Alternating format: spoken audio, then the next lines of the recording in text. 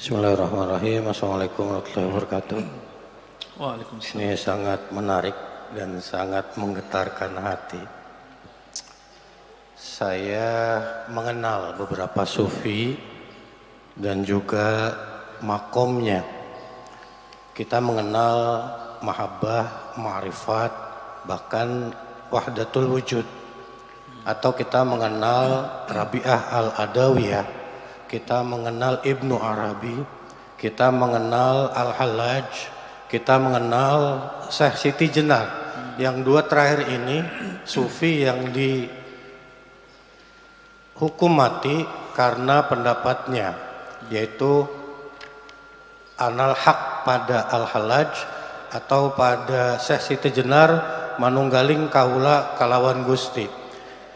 Bagaimana menurut Syekh Abdul Qadir Isya terhadap paling tidak dua tokoh terakhir tadi yang juga dihukum oleh para ulama atau oleh para walinya menurut sejarahnya?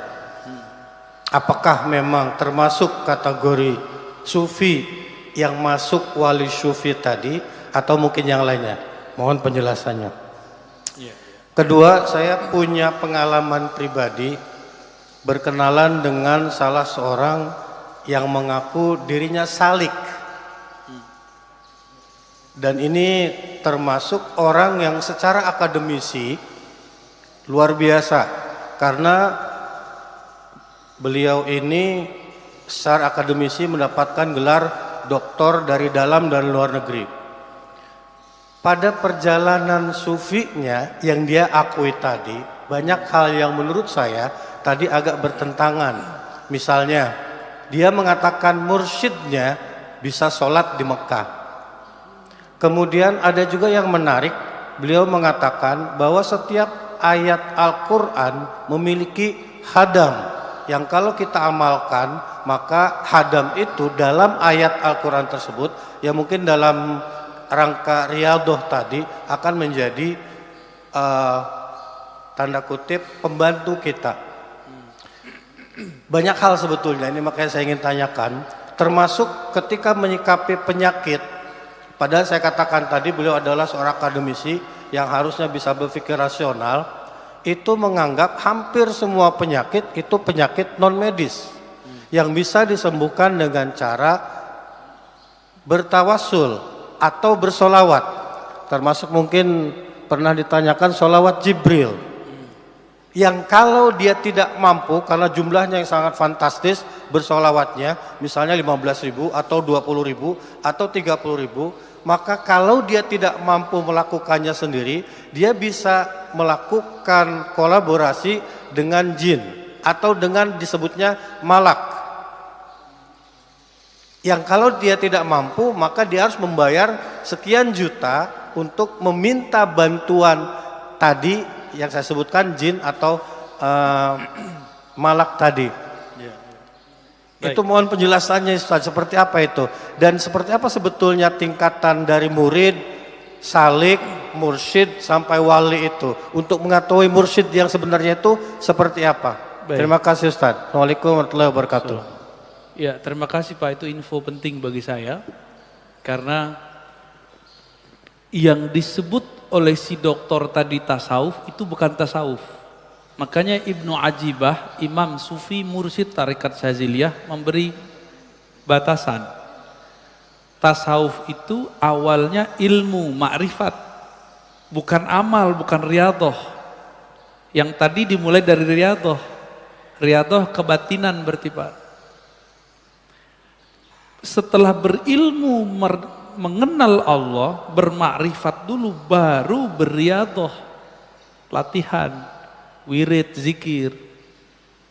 Terakhir baru dapat mauhibah, ilmu laduni, akah itu ketenangan jiwa, kah itu kekhusyuan, kah itu bukan khadam. Kita nggak ada urusan sama khadam. Mau baca ayat ada khadam gak ada khadam, kita gak ada urusan sama itu. Mau kita baca zikir nanti ada malaikat yang mengkhidmatkan diri, kita gak ada urusan sama itu. Urusan kita hanya kepada Allah. Ini yang dikatakan oleh Imam Al-Junaid, tauhid itu, Junaid yang tadi sufi, Ifradul qidam anil hadas. Menanggalkan, memisahkan, mengesahkan Allah SWT dengan menanggalkan sisi-sisi selainnya yang baru. Jadi kalau masih tertarik sama kebatinan, khadam-khadam, lalu supaya sukses, bayar mahar, itu kebatinan itu Pak. Berbaju tasawuf, inilah yang dikatakan dengan mutasawwif, sufi palsu. Jadi sufi beda dengan mutasawwif. Itu sufi palsu. Ya. Adapun mengenai gurunya sholat di Mekah, kalau itu lain cerita. Masuknya kemana nih? Bab karomat atau bab khurafat, yang mana? Ada dua Pak. Kalau karomah, emang tiap hari karomah diberiin. Kalau khurafat, barangkali itu. Oh, syekh kita sholatnya di Mekah gitu. Sholat Jumat di Mekah. Loh, kita lagi sholat Jumat, Mekah belum sholat Jumat Pak. Kita sholat jam berapa? Jam 12. Mekah jam berapa waktu itu? Baru jam 8. Bahlul namanya. Jadi hati-hati. Maka wajib belajar tauhid sebelum belajar tasawuf. Kalau enggak usah belajar tasawuf. Belajar tauhid aja. Belajar fikih aja Pak. Ya. Jadi daripada tersesat, nggak tahu nanti mana yang sohe nggak sohe, nggak usah belajar itu. Ya, jadi kok bisa doktor? Lah, doktor kan gelar akal, bukan gelar rohani. Doktor kan gelar dia nulis penelitiannya bagus, bukan berarti rohaninya bagus. Dulu salah satu dosen saya, namanya Prof. Bambang Pranowo, almarhum, orang Matla'il Anwar. Beliau mengisahkan pernah tersesat ikut Lia Edan. Hah?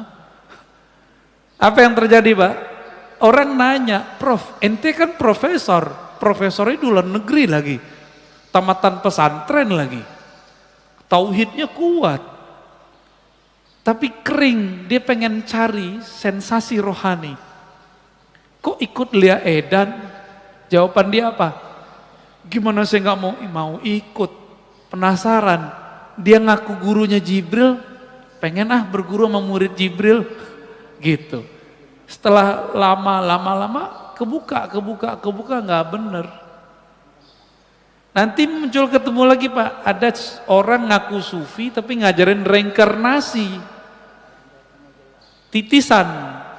Itu bahlul semua, itu nggak benar, itu bukan sufi yang sahih, itu mutasawwif. Makanya nanti mereka fokusnya di riyadoh, ma'rifatnya nggak ada. Tasawuf dimulai dengan ma'rifat atau tauhid kepada Allah, kalau enggak batil. Ya, kalau enggak ketemu udah nggak usah di sini aja lah ngajinya. Ya. Nggak usah ikut yang aneh-aneh Pak. Nggak ada jalan instan.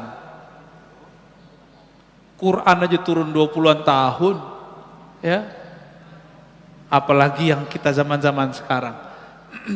Adapun mengenai Hallaj dan Syekh Siti Jenar, di sini ada pembahasannya. Bapak bacaannya udah banyak nih ya. Nanti ada pembahasan khusus Pak, insya Allah. Nanti saya bahas mengenai Wahdatul Wujud. Di sini sudah ada halaman 434. Beliau sengaja tidak masukkan nama Hallaj, tapi pembahasannya ada di sini. Karena orang Thariqat Syadziliyah ini menghindari sesuatu yang clash. Jadi nama-nama seperti Hallaj nggak ditonjolkan jelas-jelas. Ada, tapi tidak jelas. Insya Allah next time saya jelasin. Ya.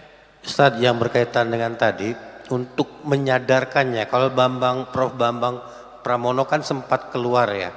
Dari Lia Eden itu. Nah, saya juga sebetulnya secara personal ingin menyampaikan kepada teman saya tersebut, karena saya berkeyakinan bahwa secara logika ini bisa diajak bicara gitu. Tapi pada faktanya susah sekali.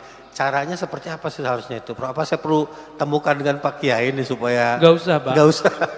Tunggu dia menemukan sesuatu yang ganjil dari gurunya. Nanti dia akan kelihatan galau, di situ Bapak masuk. Ini jadi kita itu tidak akan pernah bisa merubah hati orang. Enggak akan pernah. Allah Pak yang merubah hati orang. Kita itu cuma jadi asbab. Jadi enggak boleh bilang ente sesat tuh. Enggak tertarik dia ngobrol sama Bapak nanti. Ngobrol aja Pak santai terus. Orang berubah dengan ngobrol santai itu lebih baik daripada dia dikafir-kafirkan terus berubah. Diancam-ancam berubah, nanti ancamannya hilang dia balik lagi, kambuh lagi. Tapi dengan ngobrol santai, ngobrol terbuka dari hati ke hati, jangan-jangan Bapak yang yang ke bawah. Kuatan dia kan. Ya. Ini satu hal Ustadz. Dia itu selangkah lagi ke guru besar, hanya tinggal Skopus saja. Tetapi dia harus menunggu mursyidnya itu. Itu saya juga bingung itu gimana caranya supaya dia yakin bahwa apa yang dia lakukan itu kurang benar lah istilahnya. Gini aja deh, ciri-ciri mursyid palsu mengajarkan murid istighal bi ghairillah, sibuk dengan selain Allah, cari khadam. Baca ini biar dapat khadam, baca ini biar faedahnya ini. Itu bukan mursyid ilallah. Tapi itu mursyid ila ghairillah. Itu nganterinnya bukan ke Allah, nganterinnya kepada kesaktian. Jadi Bapak kalau mau cari mursyid, guru itu cuma ngajarin mengenal Allah, lalu zikir untuk bisa sampai kepada Allah. Udah itu aja. Nggak lebih-lebih dari itu. Ya, sederhananya gitu Pak ya.